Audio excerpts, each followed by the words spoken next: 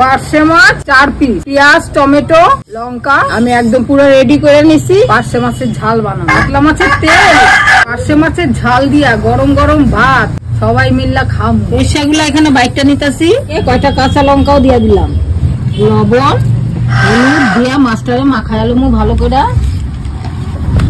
পার্শে মাছ হলো 1 নম্বর মাছের মধ্যে। হ্যাঁ, আমরা সরিষা বাটা দিয়ে ঝাল করুম। কড়াইতে তেল দিয়ে নিলাম, মাছটা দিয়ে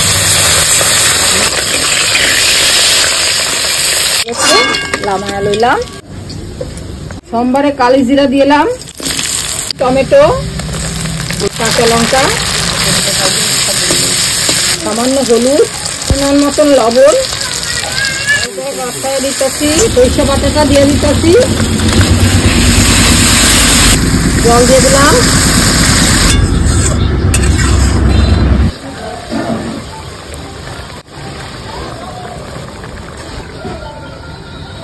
স্টার্ট করে দিলাম, হয়ে গেছে রান্নাটা।